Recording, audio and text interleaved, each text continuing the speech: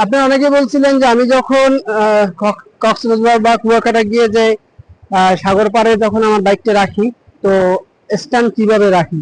বাকি যারা নতুনদের জন্য বলতেছি, বাকি যারা পুরান যারা বাইকের বাইরে আছেন, রাইডার বাইরে আছেন, তাদেরকে আমি বলছি না। অনেকে যারা কমেন্টস করছে সেই জন্য আমি বলতেছি।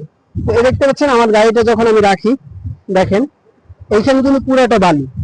এই বালির উপরে যখন আমি গাড়িটা রাখি, মূলত আহ এই দেখতে পাচ্ছেন গাড়ির নিচে যখন আপনি স্ট্যান্ডটা রাখবেন, তো ওই জায়গাটার ভিতরে একটা কিছু একটা প্লাস্টিক বা অন্য কিছু একটা দিয়ে রাখবেন, যাতে করে আপনার বালিতে এটা ডাইভে না যায়। আর যখন আপনি এটা না দিবেন, আমি আপনাদেরকে দেখাই, এই যেমন এই যে দিচ্ছি, গাড়ি ডেবে গেছে, তো এরকম পড়ে যাবে। আমার কয়েকবার এরকম হয়েছে, আমি মনে করছি যে পড়বে না, বাট একটু পরেই এটা পড়ে যায়।